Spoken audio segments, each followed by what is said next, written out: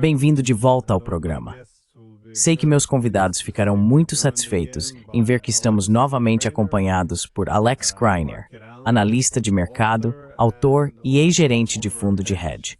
Muito obrigado por participar novamente do programa. Obrigado por mais um convite, Glenn. É sempre bom participar com você e envio calorosas saudações de Mônaco aos seus espectadores.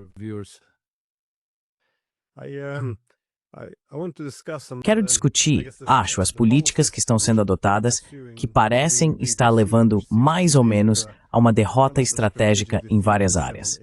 E, novamente, acredito que o tema central aqui é o conceito de autossabotagem.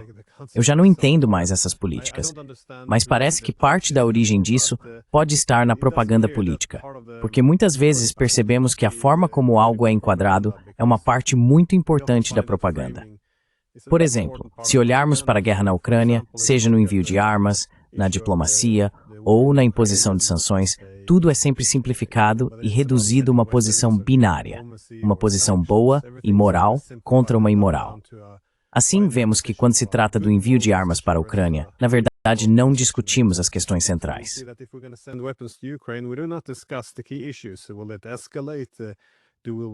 Isso vai escalar? Teremos controle da escalada? Isso levará a uma guerra direta, possivelmente até uma guerra nuclear? Causará mais baixas para a Ucrânia? Poderia levar a uma posição de negociação mais favorável? Não, tudo isso é deixado de lado. Se você é a favor do envio de armas, é pró-Ocidente e pró-Ucrânia. Se é contra, é putinista e provavelmente um traidor. Vemos o mesmo com a diplomacia e as negociações. O ponto de partida não é uma discussão aberta sobre o que apoia ou enfraquece nossos interesses de segurança. Em vez disso, se você é a favor da diplomacia, então provavelmente está com os russos. Se é contra, então está conosco. E novamente, é o mesmo com as sanções. O que pode ser alcançado? Podemos diversificar? A Rússia pode diversificar?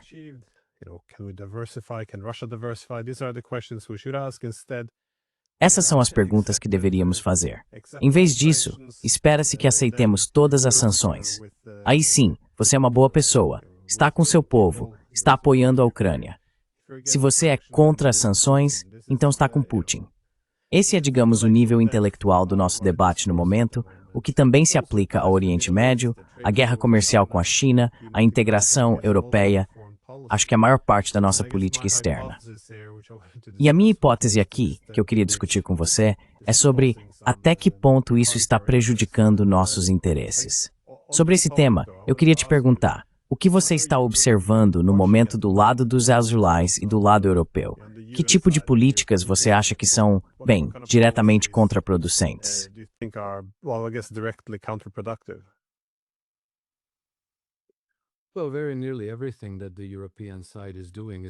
Bem, quase tudo o que o lado europeu está fazendo é contraproducente. Mas essas coisas não são nem surpreendentes, nem imprevisíveis se você diagnosticar corretamente a natureza desse conflito e quem são as partes interessadas em lados opostos. Como você e eu já discutimos antes, trata-se de um conflito entre dois sistemas de governança. Basicamente, é o conflito entre o sistema oligárquico e imperialista europeu, que sempre visa criar colônias e se engajar em pilhagem colonial, e praticamente todo o resto, incluindo as populações domésticas dos países da Europa Ocidental. Precisamos entender quem são as partes interessadas. São as oligarquias financeiras que impulsionam esse sistema de governança neocolonialista.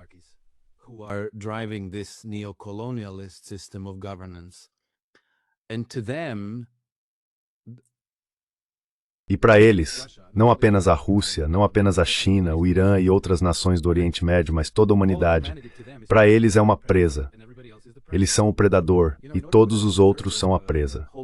Então veja, para que possam preservar seu controle sobre o poder, sua dominância e hegemonia ao redor do mundo, eles vão, sem dúvida e de bom grado, sacrificar as economias e sociedades domésticas da Alemanha, França, Grã-Bretanha, Estados Unidos, Canadá, não importa. Como estão falhando em conquistar uma vitória na Ucrânia, que é basicamente, eu acho, o principal campo de batalha deles no mundo hoje, estão dobrando a aposta cada vez mais. E estão esgotando as sociedades domésticas onde estão baseados, suas sociedades hospedeiras.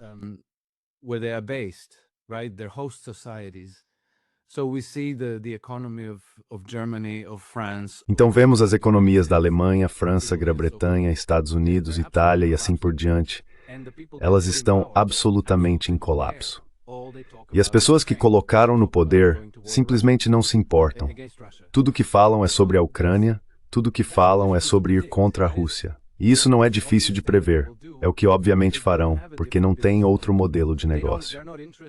Eles não estão mais interessados em voltar a administrar nações soberanas individuais como economias e sociedades independentes e neutras, nem em elaborar políticas para melhorar o padrão de vida, a prosperidade, o emprego, a produção industrial e todas essas coisas boas.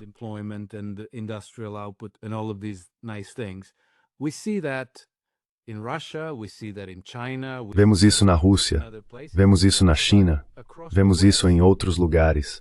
Mas em todo o Ocidente estamos deslizando de forma uniforme para algo que se parece cada vez mais com um fascismo escancarado. Tudo é subordinado aos interesses das oligarquias bancárias e de seus clientes corporativos. Agora os resultados estão se tornando inegáveis, embora os sintomas estivessem presentes por várias décadas para quem quisesse prestar atenção. E acho que todas aquelas pessoas que acreditam que estamos do lado do bem, e que os russos, os chineses, os iranianos e assim por diante estão do lado do mal, acho que chegamos a um ponto de inversão bíblica.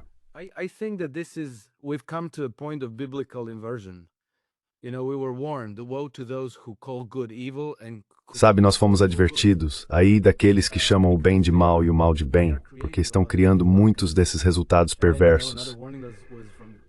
E então, sabe, outro alerta veio de, acho que foi Goethe, que disse, nenhum é tão cego quanto aquele que se recusa a ver a verdade. E eu acho que as pessoas que estão próximas do poder, na Europa e nos Estados Unidos, em grande parte, deliberadamente não querem ver a verdade. Elas querem persistir nesse caminho de autodestruição e continuarão assim até que o sistema entre em colapso ou sejam removidas do poder por revoluções populares.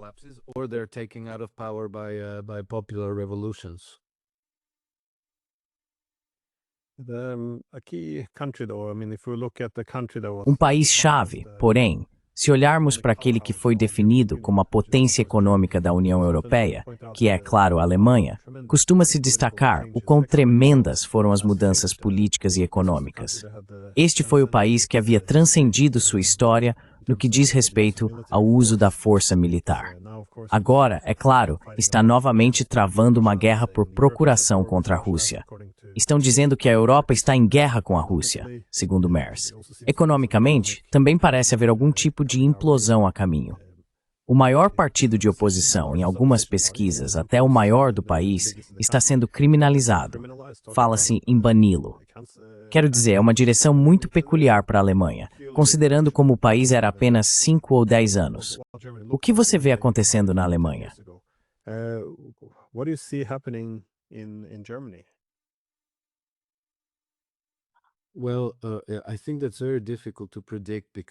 Bem, acho que isso é muito difícil de prever, porque, obviamente, enquanto eles persistirem com as políticas atuais e não fizerem nenhum ajuste de rumo, a situação econômica continuará se deteriorando. A posição fiscal do governo vai piorar cada vez mais, porque, como o país está se desindustrializando, mais e mais pessoas estão perdendo seus empregos.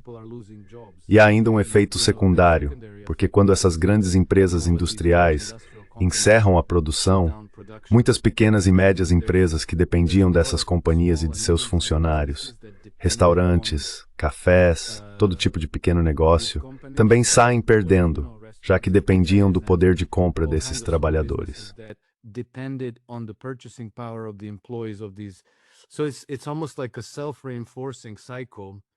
Então é quase como um ciclo autoalimentado, que no fim das contas está reduzindo drasticamente a arrecadação de impostos do governo, certo? A posição fiscal deles continua se deteriorando, e então terão que contrair mais dívidas apenas para continuar funcionando. Mas à medida que a economia entra em colapso, as taxas de juros estão subindo, tornando cada vez mais caro para eles financiar as operações do governo. Sabe, eu acho que, se tivesse uma liderança responsável, que pensasse no benefício da própria nação, diria, precisamos mudar de rumo, precisamos nos entender com os russos. change course, we have to make nice with the Russians, we have to repair the Nord Stream pipelines. Precisamos reabrir os gasodutos Nord Stream para tornar nossas indústrias competitivas novamente. Precisamos reativar nossas usinas nucleares para garantir uma produção de energia mais abundante, de modo que nossa produção industrial se torne mais competitiva. E precisamos reverter a política do Banco Central Europeu de eliminar bancos pequenos e regionais para consolidar todo o sistema bancário sob o controle de alguns gigantes financeiros, como no Canadá e no Reino Unido. Mas tudo o que ouvimos é Rússia, Rússia, Rússia. Eles nem sequer estão abordando nenhum desses problemas. Chegam a ignorar quando seus interesses nacionais estão sendo diretamente ameaçados.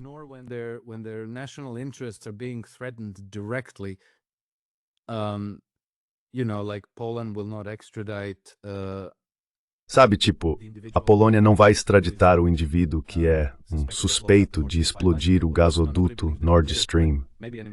Claro, ninguém acredita que ele tenha feito isso, mas talvez uma investigação e um julgamento nos aproximassem dos fatos. Então os tribunais poloneses simplesmente disseram não. Merz vai à TV e começa a falar de Rússia, Rússia, Rússia de novo. Então o resultado é que as pessoas estão mudando suas lealdades dos partidos tradicionais, o SPD, o CDU, para Alternatief voor Pramen, AFD. En een vergrootste punt in Kelly's telfan over het politieke gehouden país. The most hotly contested conflict in the nation. And now the established parties and their sponsors. E agora os partidos estabelecidos e seus patrocinadores estão tentando de todas as formas permanecer no poder e impedir que o AfD chegue ao poder, porque o AfD é o único que oferece uma mudança substancial nas políticas. E então recebemos esses relatos muito bizarros sobre 7 ou 13 candidatos do AfD morrendo repentinamente em um período de 2 semanas, pouco antes das eleições regionais na Renânia do Norte-Westfália. Claro, essas coisas não são explicadas, não são discutidas. As pessoas simplesmente devem fingir que nada está acontecendo e seguir em frente. Mas mesmo em um país de pessoas muito disciplinadas, conformistas, que relutam em perturbar a ordem social de forma violenta, ou em ultrapassar os limites da lei, até elas têm um limite para sua paciência e para o quanto conseguem tolerar.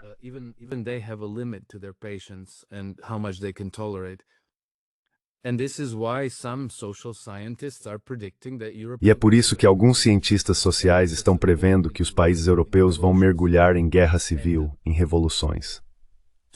E voltando à sua pergunta, acho que é impossível neste momento prever se o desenrolar dessa crise vai acontecer, porque os partidos no poder serão varridos por meio das instituições e dos mecanismos democráticos, ou se teremos levantes sociais e as coisas sairão completamente dos trilhos. Isso é impossível de prever. O que podemos dizer é que as pessoas no poder vão insistir nas políticas atuais, que permanecerão em grande parte inalteradas, e a situação econômica continuará a se deteriorar.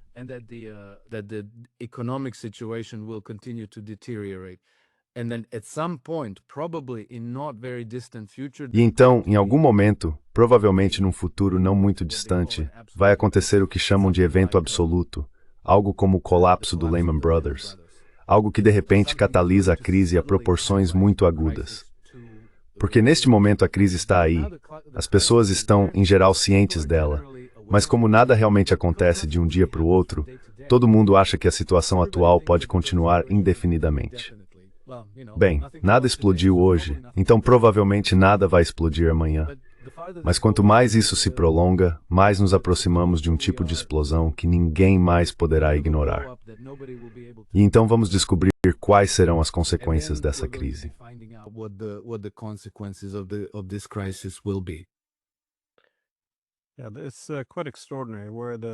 É bastante extraordinário onde está o foco, porque uma crítica comum agora contra muitos líderes europeus, seja Starmer, Merz ou Macron, é que o foco deles está inteiramente na política externa. Na verdade, nem é exatamente política externa, é na Rússia. Só isso. E eles não estão prestando muita atenção às questões internas, o que é um pouco problemático, considerando que a maior parte da Europa está agora enfrentando estagnação ou declínio econômico. Estamos tendo sérios problemas para obter energia barata e confiável, o que está causando ainda mais desindustrialização. Não temos nenhuma autonomia tecnológica. Mais uma vez, depois de todos esses anos dependendo de empresas de tecnologia ocidentais, esquecemos que todas as ocidentais eram, na verdade, americanas. E veja só, quem diria que os Estados Unidos cuidariam de si mesmos?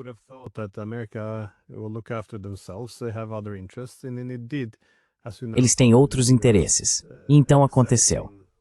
Como vemos agora, os Estados Unidos estão aceitando cada vez mais uma realidade multipolar, o que significa que não podem priorizar a Europa como faziam no passado. Então, estamos meio que presos em uma posição mais vulnerável, especialmente à medida que os Estados se tornam mais, digamos, extracionistas, buscando mais tributos como forma de recuperação. Podemos acrescentar todos esses outros fatores, como a queda nas taxas de natalidade, a instabilidade social e o declínio democrático. Mas você sabe, com todos esses problemas se acumulando, o primeiro-ministro da Eslováquia, Robert Fico, destacou que sempre que participam de reuniões com a União Europeia, todos os itens da pauta são Rússia em primeiro lugar, Rússia em segundo, Rússia em terceiro.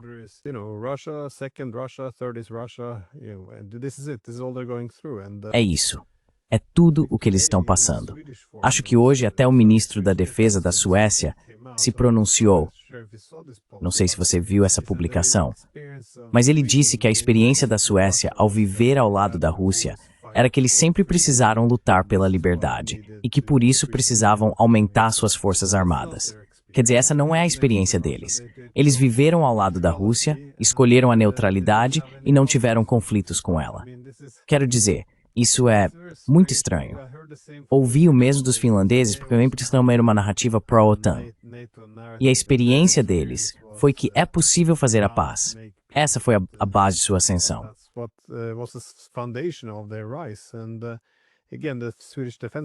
E novamente o ministro da Defesa da Suécia destacou que toda a Europa precisa entrar em modo de guerra, porque precisamos de um poderoso fator de dissuasão contra a Rússia. Normalmente, dissuasão significa querer impedir que o oponente tome ações agressivas. Mas parece que agora estamos tentando dissuadir a Rússia de reagir também, porque ao mesmo tempo ele quer confiscar fundos soberanos russos e capturar navios russos no Mar Báltico, a chamada Frota Sombra, enquanto também defende o fornecimento de mísseis de longo alcance pelo Ocidente, provavelmente operados por países ocidentais, para atacar dentro da Rússia. Mas precisamos dissuadir os russos.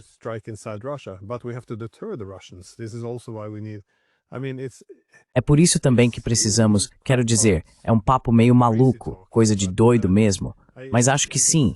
Nesse sentido, eu concordo bastante. Acho que algo vai rachar, algo vai explodir, mas ou vamos acabar em uma guerra direta com os russos. Por algum motivo, eles esperam que isso seja nossos tanques contra os deles. Não acho que prevejam que ogivas vão, sabe, chover sobre nossas cidades. Mas deixando isso de lado, o que você veria como alternativa? Se não for guerra, então, como você disse, não dá para continuar assim. Algo vai rachar na economia. Você está de olho em algum indicador específico? Quero dizer, estamos falando de problemas cambiais, mercado de ações. No que você está prestando atenção?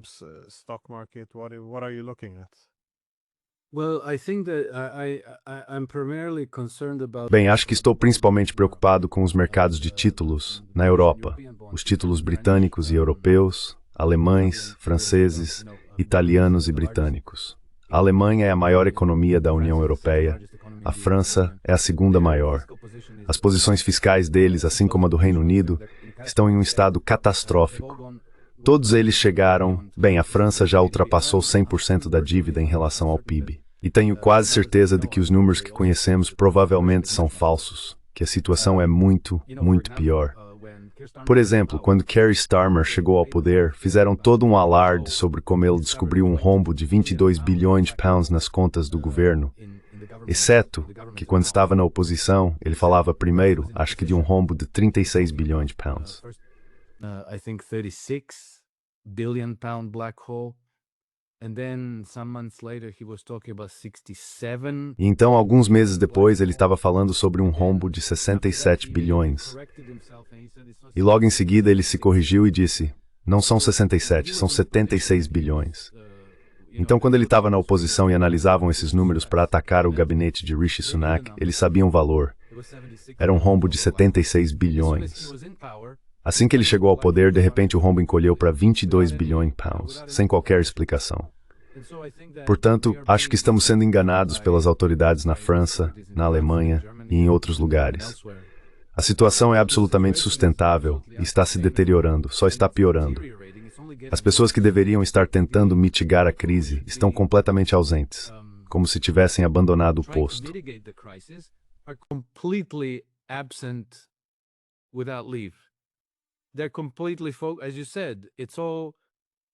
Eles estão completamente, bem, como você disse, é tudo primeiro Rússia, segundo Ucrânia, terceiro gastos com defesa, quarto Rússia de novo e assim por diante. Não há discussão sobre melhorar a competitividade. Mário Draghi, há mais de um ano, escreveu um relatório sobre a competitividade europeia, e desde então pouca coisa aconteceu. Você disse corretamente que todas as corporações ocidentais de tecnologia são, na verdade, corporações americanas. Os americanos têm um domínio absoluto sobre a alta tecnologia no mundo ocidental. E a Europa não apenas não tem concorrentes à altura, como também tornou a vida tão difícil que aqueles que surgem por lá acabam se mudando para os Estados Unidos. Por exemplo, o Spotify. O Spotify foi um empreendimento europeu muito bem sucedido, iniciado na Suécia.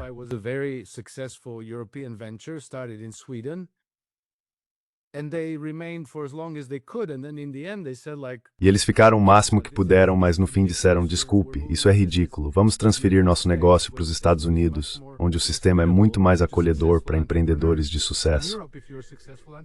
Na Europa, se você é um empreendedor bem-sucedido, acaba sendo punido pelo seu sucesso.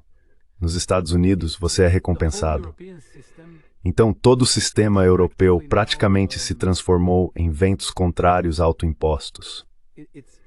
E no fim das contas, se a Europa continuar assim, vai acabar se tornando um resort turístico e um museu para visitantes do mundo todo, o que é alguma coisa, suponho. Mas nem isso vocês terão se acharem que o projeto mais importante agora é entrar em guerra com a Rússia. Your most important project now is going to war against Russia.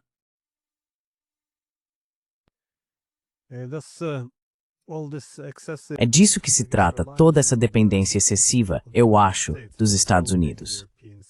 Isso também não está ajudando os europeus. E se eu estivesse aconselhando os Estados Unidos, à medida que o mundo se torna multipolar, eu diria, foquem nas regiões importantes. América, Ásia. Vocês querem se afastar da Europa, mas ainda garantir que os europeus mantenham suas lealdades econômicas com os Estados Unidos. Porque em um mundo multipolar, com muitos centros de poder, vocês querem capturar esse mercado. Então não tanto gastar dinheiro, mas garantir que os europeus continuem comprando tecnologia, energia, armas americanas, o que quer que ainda tenham de dinheiro, e que se comprometam a investir isso nas indústrias dos Estados Unidos, não no próprio continente deles. Agora, obviamente, isso é um desastre para a Europa.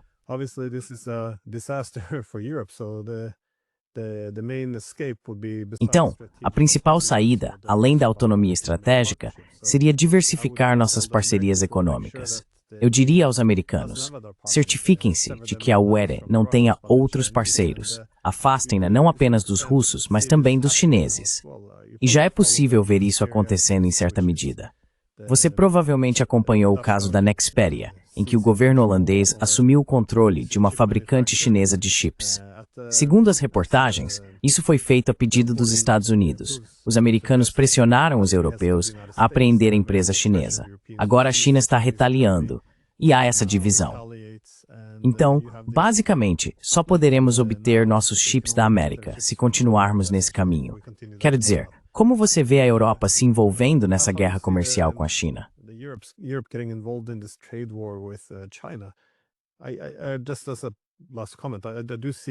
Só como um último comentário, eu realmente vejo alguns problemas aí.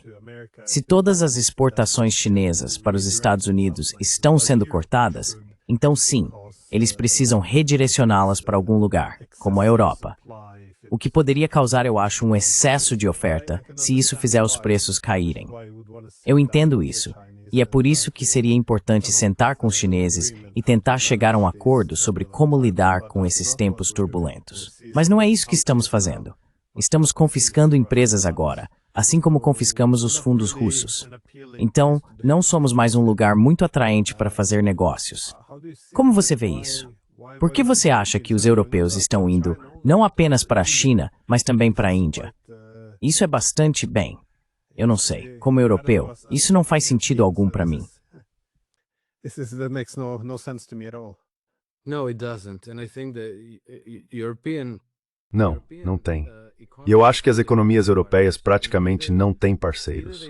Ou fazem negócios com países sobre os quais tentam impor uma dependência quase neocolonial, ou com países mais poderosos, diante dos quais se colocam em uma posição completamente subordinada. E elas violam seus próprios interesses, violam leis internacionais, fazem qualquer coisa se, digamos, um país como os Estados Unidos lhes disser para fazê-lo. Enquanto isso, você sabe, Kaja Kallas vai à China e à Índia, e Ursula von der Leyen não hesita em lhes dar lições sobre valores e sobre como devem administrar as coisas e o que devem fazer.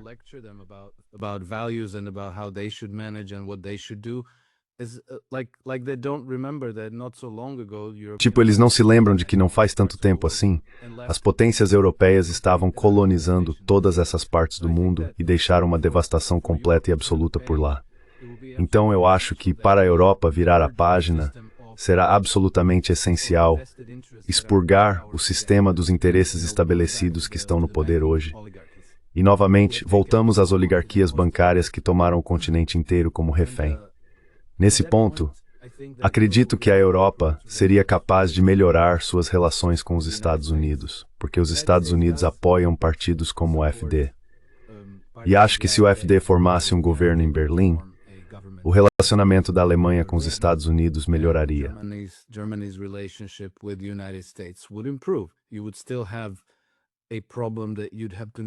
Você ainda teria o problema de precisar negociar pelos seus interesses. Eles não serão entregues a você de bandeja. Mas pelo menos você poderia defender seu ponto de vista e obter algumas concessões construtivas dos Estados Unidos.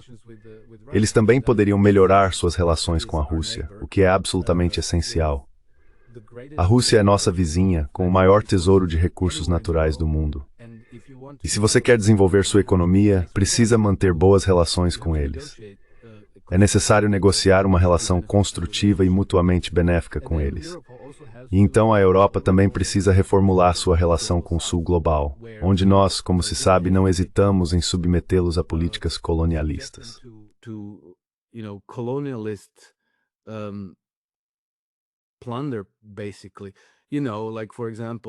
Basicamente, veja, por exemplo, a França impôs sua própria moeda do tipo franco francês às suas ex-colônias, comprando ouro delas com enormes descontos, comprando minério de urânio por $1 o quilo, quando no mercado aberto, o mesmo recurso custava entre $100 e $200 o quilo, e assim mantendo-as em um estado perpétuo de subdesenvolvimento e pobreza. Então precisamos, eu acho, reinventar nossa própria identidade, decidir quem e o que queremos ser, o que queremos representar no mundo, e a partir disso elaborar uma política para o futuro de forma coerente. Acho que a Europa tem muito a oferecer ao mundo, mas isso precisa ser feito de uma maneira que seja respeitosa com os outros, direta e construtiva em relação a cada país individualmente.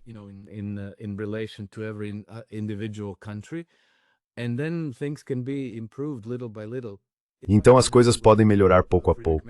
Isso não vai acontecer com Friedrich Merz no poder, ou Emmanuel Macron, ou Keir Starmer. Mas com alguns governos futuros, acontecerá eventualmente. Acho que o passo lógico será aderir ao BRICS ou à União Aduaneira da Eurásia e cooperar com a Organização de Cooperação de Xangai ou com um Pacto de Segurança Mútua. Então as coisas podem melhorar. Se continuarmos a seguir a política atual, acho que o resultado será semelhante ao do Império Romano do Ocidente. Você segue o mesmo caminho para a perdição, até que tudo esteja destruído e praticamente não reste capital para reverter a situação.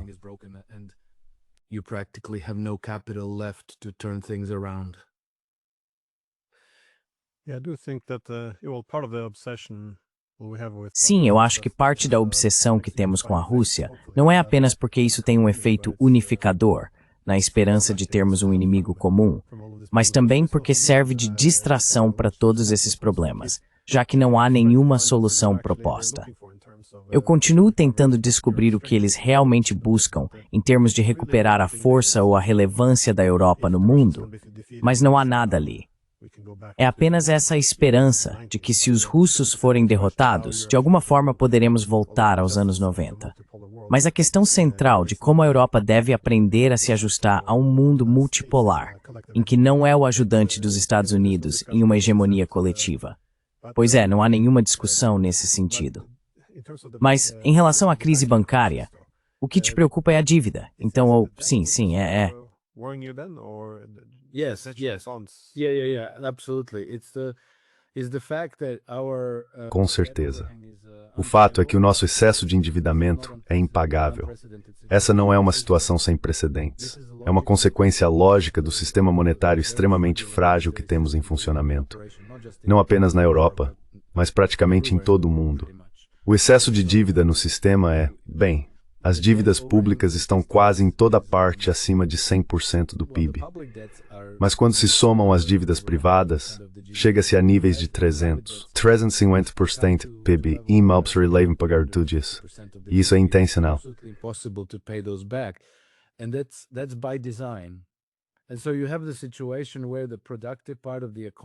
E assim você tem uma situação em que a parte produtiva da economia precisa trabalhar cada vez mais apenas para pagar a dívida com o setor financeiro. E o setor financeiro está acumulando todo esse dinheiro e investindo ao redor do mundo, em vez de investir em casa, em melhorias de infraestrutura, em indústrias produtivas e assim por diante. Está investindo em guerras, em inflar bolhas de ativos na Europa, nos Estados Unidos, no Japão, onde quer que seja. Não importa. E no fim você tem isso. Não apenas a dívida comum que é devida.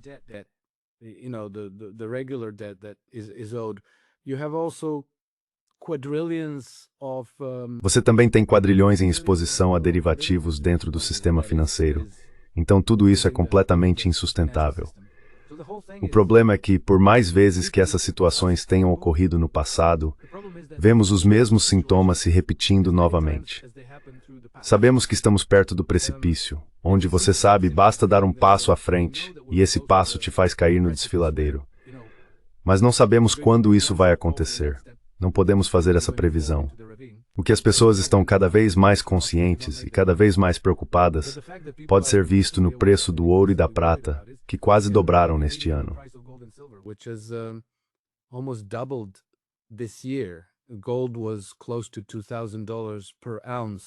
O ouro estava próximo de $2.000 por onça anteriormente.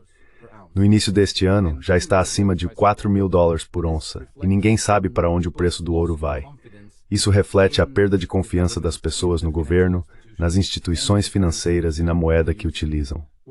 Teremos uma inflação alta, e essa inflação provavelmente tenderá a acelerar gradualmente até níveis hiperinflacionários. Nesse ponto, acredito que todo o tecido social começará a se desfazer.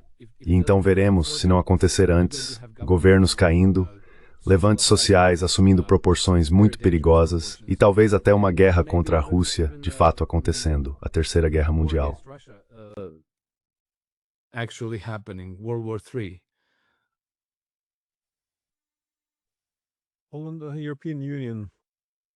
Quando a União Europeia começou, havia muita lógica por trás dela, algo que eu teria apoiado. Toda a ideia, especialmente o poder de negociação coletiva, era que todos esses países se uniriam ao remover algumas das fronteiras entre eles, o que lhes daria mais competitividade. Mas hoje em dia, não dá a impressão de que estamos realmente sob uma grande liderança na UE. Quero dizer, a Europa agora é representada por pessoas como Ursula von der Leyen e Kaja Kallas. Então, não é. Parte disso parece ser um problema de liderança. E claro, é problemático ter pessoas como Merkel que têm laços tão estreitos com as indústrias financeiras. Em algum momento, é preciso questionar quais prioridades reais estão de fato em jogo.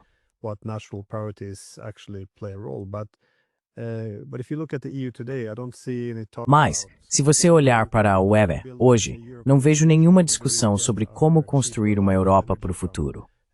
De onde virá a nossa energia barata e confiável? qual é o nosso caminho para a autonomia tecnológica e a reindustrialização, incluindo o desenvolvimento de nosso próprio ecossistema digital. Como podemos ter credibilidade e força em nossos bancos e em nossas moedas? Como evitamos a oligarquia extrativista e quais parcerias estrangeiras são necessárias para alcançar nossos objetivos? Não há senso de meios ou de fins. Quero dizer, é bastante chocante ouvir os políticos atualmente.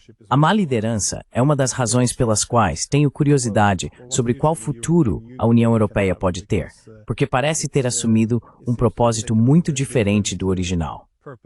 Você vê a UE indo por água abaixo junto com nossas economias? Oh, yes, absolutely. I think that's only a matter of time. Sim, absolutamente. Acho que é apenas uma questão de tempo.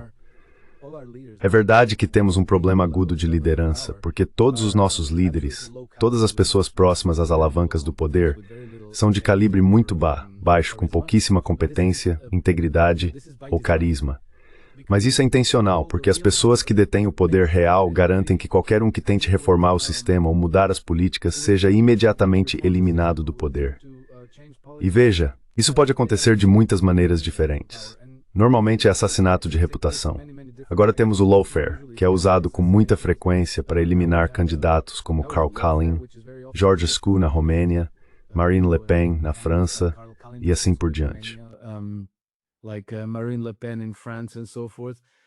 Then you have actual real assassinations, which is... Depois há assassinatos reais, ou pelo menos tentativas. Houve 2 contra Trump e uma contra Robert Fico, na Eslováquia. E então há outros tipos de eliminação, como o caso de Jeremy Corbyn, no Reino Unido, que foi alvo de assassinato de reputação como antissemita basicamente porque queria adotar uma postura mais equilibrada, nem pró-Palestina nem anti-Israel, apenas equilibrada, em relação à solução da crise no Oriente Médio. E ele foi eliminado da vida política britânica. Mesmo nas fileiras militares, lembro que antes do início da guerra na Ucrânia, isso foi por volta de janeiro de 2022, houve um evento relacionado à defesa organizado na Índia. Comandantes da OTAN estavam presentes e houve uma reunião entre generais alemães e pessoal de defesa indiano.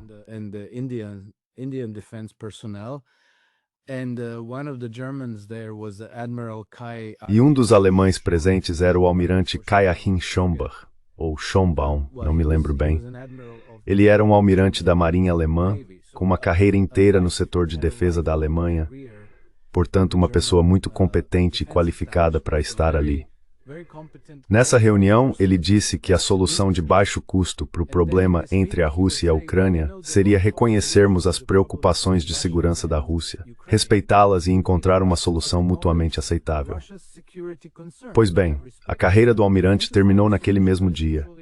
Veja, qualquer pessoa que saia do pensamento coletivo ocidental de que precisamos ir à guerra contra a Rússia, precisamos eliminar as usinas nucleares, precisamos parar de comprar gás natural da Rússia, precisamos acabar com a queima de combustíveis fósseis, é imediatamente descartada.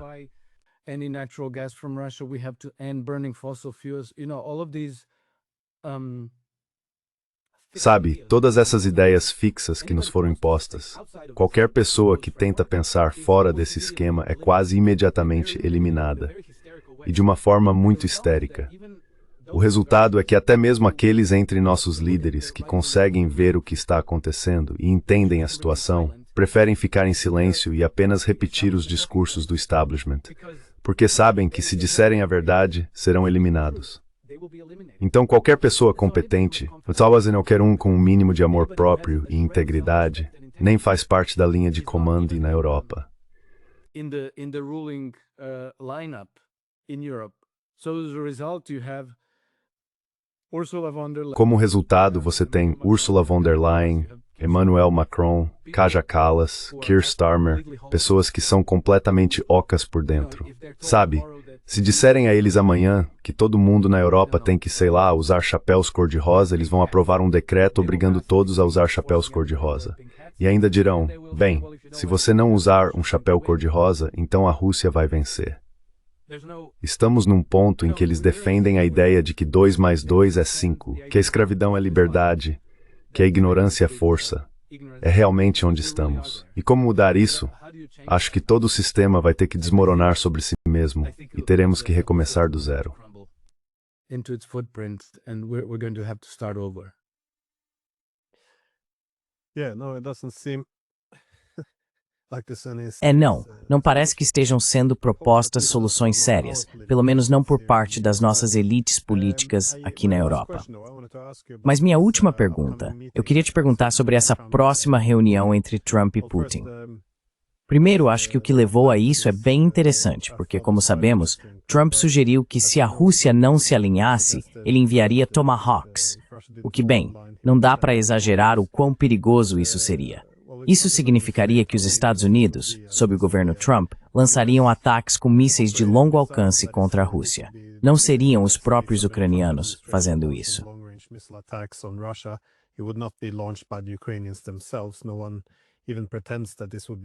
Ninguém sequer finge que esse seria o caso. Além disso, ele poderia carregar uma ogiva nuclear. E os russos disseram: não sabemos se uma ogiva nuclear estaria acoplada. Agiremos de acordo, como se estivesse.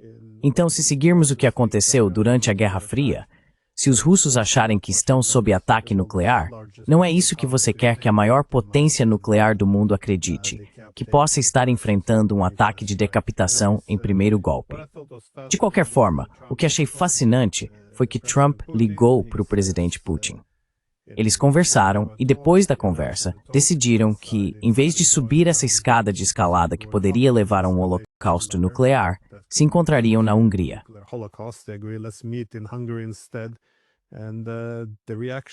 E a reação dos europeus é de horror. Quero dizer, é bastante, bem, para mim é inacreditável. Eles estão realmente dando passos em direção a uma guerra nuclear. Ainda poderiam recuar. E mesmo assim, a única resposta é que Trump também é um putinista, porque não está disposto a morrer no altar da nossa virtuosa jihad contra a Rússia. Quero dizer, é simplesmente além do obsceno. Mas enfim, acho que você sabe, Trump não é nenhum santo. Acho que ele é uma pessoa muito falha, de fato, muito falha, em geral. Além disso, penso que se fosse possível manter a guerra queimando lentamente, os europeus pagariam aos Estados Unidos por isso, e os ucranianos fariam o sacrifício e tudo mais.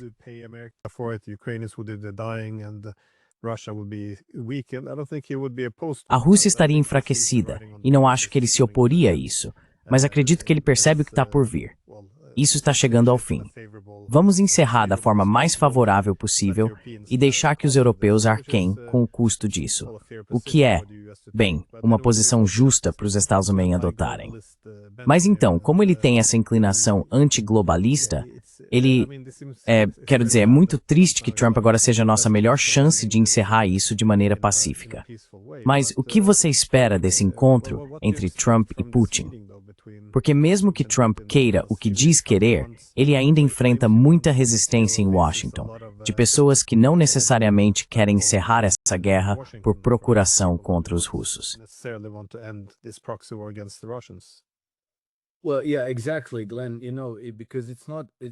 Bem, sim, exatamente, Glenn, porque não estamos falando de um confronto entre monólitos, Estados Unidos contra a Rússia, ou Estados Unidos contra a União Europeia, ou algo do tipo. Estamos falando de um confronto entre interesses estabelecidos, alguns dos quais estão a serviço da oligarquia bancária e outros que são contrários a ela. Para mim, tem sido muito claro, praticamente desde o primeiro mandato de Trump, que ele se opõe às oligarquias bancárias. Pelo menos às europeias. Preciso fazer essa ressalva. Não sei, a situação na Venezuela vai nos mostrar se ele é submisso às oligarquias bancárias americanas, aos interesses do JP Morgan e dos Rockefeller.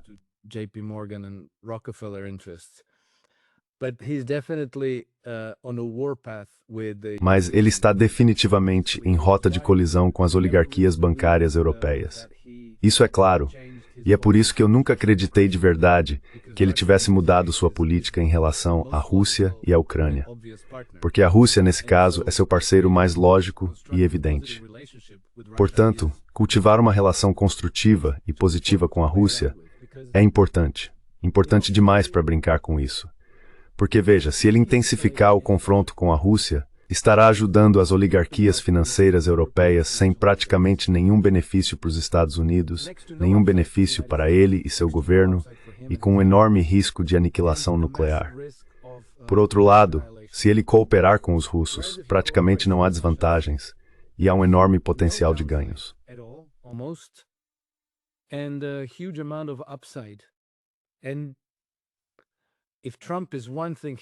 E se há uma coisa que o Trump é ser transacional. Então ele vê a situação assim, bem, a Rússia tem todos esses recursos, tem um mercado muito grande e, pelo menos em termos de paridade de poder de compra, é a quarta maior economia do mundo. É muito melhor para nós cooperar com eles e fazer negócios do que entrar em guerra contra eles, o que não é do interesse dos Estados Unidos de forma alguma.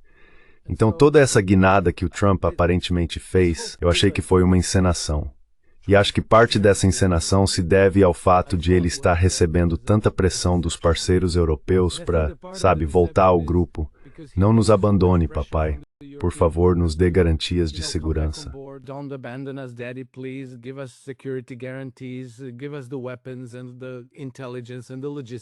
Nos deem as armas, a inteligência, o apoio logístico, todas essas coisas. E Trump pensou algo como, ok, eu tenho um monte de sucata aqui, armamentos que eu poderia vender para vocês por um preço altíssimo. Então talvez eu apenas diga, ei sim, vocês podem vencer, só garantam que vão comprar as armas de nós. Ao mesmo tempo, ele deixa o próprio complexo militar industrial satisfeito, porque os europeus vão gastar centenas de bilhões de dólares em armas fabricadas nos Estados Unidos. Assim, ele consegue enfraquecer os europeus e deixar sua enorme e poderosa base doméstica feliz. E tudo isso é uma farsa. Ele não está realmente interessado em entrar em guerra contra a Rússia, e eu acho que nunca esteve.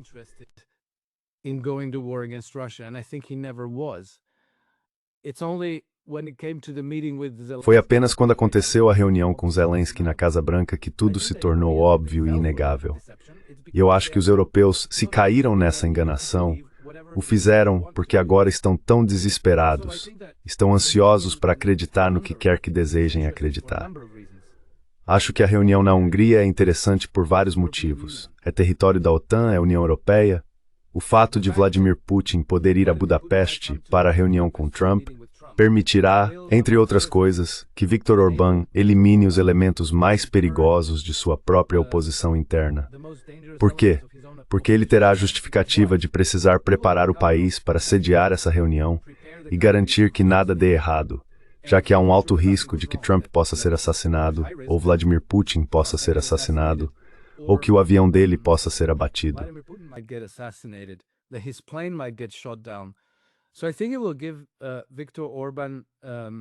Então acho que isso dará a Viktor Orbán uma oportunidade de realmente fazer uma purga, especialmente dentro do aparato de segurança da Hungria, e talvez introduzir novos elementos de segurança em seu lugar. Isso tornará muito menos arriscado para a Hungria um dia dizer, ok, estamos fora, estamos saindo, sem que haja risco para a vida e a segurança pessoal dele, para seu partido, para seu governo, e assim por diante. Sabe, a possibilidade de ocorrer um golpe militar na Hungria para impedir sua saída da União Europeia e da OTAN, esse é um elemento importante. Mas também veja, acho que a posição da Hungria vai melhorar se a Rússia tomar toda a costa do Mar Negro. E acredito que com a bênção de Trump, a Rússia vai seguir nessa direção. Bênção no sentido de bênção. Não vamos nos opor a você. Blessing meaning we're not going to oppose you, that's fine. Because then Russia takes control. Tudo bem, porque assim a Rússia assume o controle da saída do Danúbio para o Mar Negro. E isso abre as rotas comerciais para os países sem litoral da Europa Central, como Áustria, Hungria, Sérvia e Eslováquia, terem uma ligação com portos quentes da Europa em direção às nações do BRICS e às integrações multipolares. Então, do ponto de vista estratégico, acho que isso pode ser um golpe pesado para a União Europeia e para a OTAN. E acredito que isso já está praticamente decidido, porque, caso contrário, por que Trump e Putin estariam se encontrando na Hungria? Sempre há uma mensagem na escolha do local do encontro. Sabe, eles poderiam ter se encontrado, poderiam ter organizado isso em Istambul, ou em Minsk, ou algo assim. Eles escolheram Budapeste por um motivo, e acho que isso vai acelerar o colapso da União Europeia. it's going to accelerate the collapse of the European Union. Yeah, I was thinking as well, it does seem to have a, well, you can argue that Sim, eu também estava pensando nisso. Pode-se argumentar que os húngaros têm estado mais na linha de frente ao defender algum tipo de diplomacia, já que isso foi boicotado pelo restante dos europeus. Dito isso, há também a questão mais ampla de Orbán ser visto como alguém fora da classe globalista liberal, pela qual Trump também tem um desprezo pessoal. Na verdade, eu tinha mais uma última pergunta sobre isso. Estamos vendo os europeus se aproximando cada vez mais, e há alguns relatos de que um acordo pode estar próximo no que diz respeito ao que parece a legalização do confisco de ativos russos.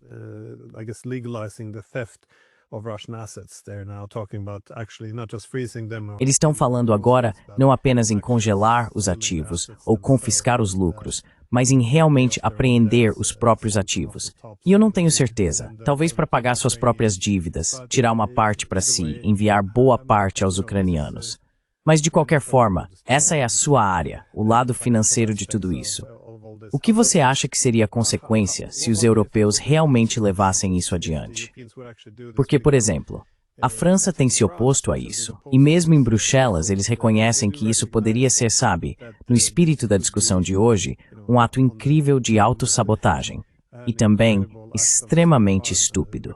Por que você acha que seria tão perigoso seguir adiante com isso, começar a legalizar o roubo?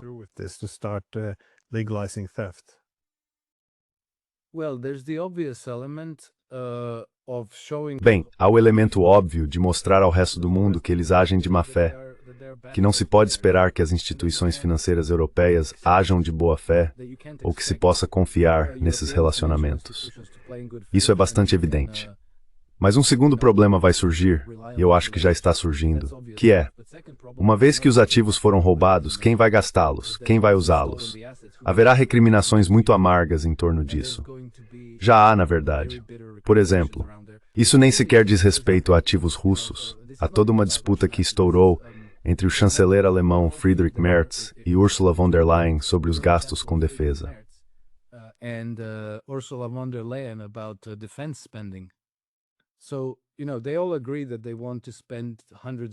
Então veja, todos concordam que querem gastar centenas de bilhões de dólares em armamentos e nas forças armadas. Mas eles não conseguem chegar a um acordo sobre como ou quem vai gastar esse dinheiro. Porque quem controla os gastos é quem, você sabe, recebe as propinas. Então Ursula von der Leyen quer que isso passe pelas instituições da União Europeia e Friedrich Merz quer que passe pelas instituições alemãs. Eles passaram de amigos e aliados políticos a uma briga feia de família. E se você acrescentar ativos roubados a esse tipo de situação, em que já se ultrapassaram os limites da lei ao roubá-los, então todo o arcabouço legal, digamos assim, sobre como usar receitas de impostos, novas dívidas emitidas ou quaisquer outros ativos, começa a se desintegrar. Whatever assets you have certain legal framework. Now you're going into uncharted territories. Agora você está entrando em território desconhecido e vai haver uma espécie de frenesi de alimentação por hienas raivosas que vai explodir, todos contra todos. E isso vai ficar realmente feio. Eu diria que há até a possibilidade de assassinatos se tornarem comuns entre políticos e tomadores de decisão europeus. Então acho que se eles derem esse passo, e acredito que estão tão desesperados agora que provavelmente não conseguirão resistir à tentação, deve ter deixar de estratégias que smorecem que norskritem.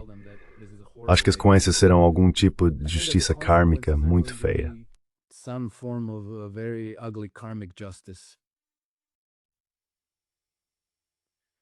It's terrible. É um terrível, eu diria, presságio ou sinal de que este é o principal plano de desenvolvimento econômico na Europa, roubar os ativos de outro país. E claro, depois de dar uma parte à Ucrânia e encher os próprios bolsos, o resto supostamente serviria de base. O fato de agora estarem avançando com táticas semelhantes em relação à China também é profundamente preocupante. Sim, alguma consideração final antes de encerrarmos? Anyways, any final thoughts before we wrap it up? Well, just on this count, I think Bem, veja, só nesse ponto, imagine por um momento que tudo deu certo. Eles confiscaram os ativos russos e todos concordaram sobre como fazer isso, como gastar, quem iria gastar. Todo mundo diz tudo bem e todos são amigos. Pois bem, isso vai criar uma enorme tentação de fazer de novo, porque então, que fantástico.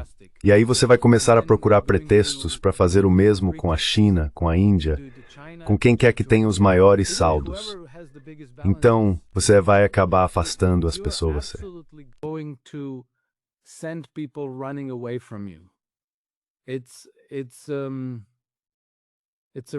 É uma forma realmente curiosa de suicídio coletivo que eles estão perseguindo. Mas acho que isso nasce da incompetência, do desespero e, em última instância, do fato de todo o sistema estar nas mãos de piratas, de verdade. Sabe, as oligarquias de agiotas em Londres e Paris são literalmente herdeiras de piratas. O sistema meio que evoluiu por acumulação a partir das práticas dos corsários e daqueles que financiavam suas aventuras e o tráfico de escravos. E, pouco a pouco, eles criaram um código que pode ser ajustado para fazer acontecer o que quer que se deseje. Can be tweaked to make whatever you want happen.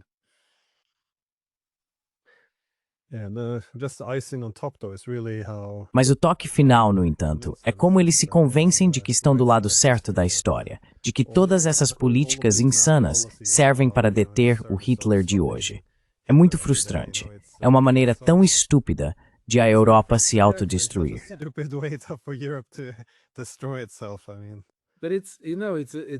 Mas é uma história típica de valentão.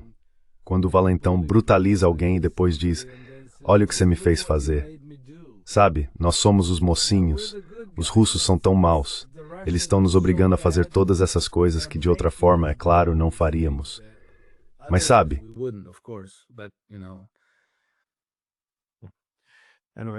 de qualquer forma, muito obrigado por dedicar seu tempo, Alex. Obrigado. Obrigado, Glenn. É frustrante ler as notícias hoje em dia. Yes, it definitely is, but sim, com certeza é. Mas você sabe, nada dura para sempre. Muitos impérios caíram na história da humanidade, e este também cairá. O que precisamos fazer é garantir que sobrevivamos, que mantenhamos nossa humanidade intacta e nossas cabeças no lugar, e que estejamos prontos e capazes de virar a próxima página quando chegar a hora. to turn the next page when the time comes for that.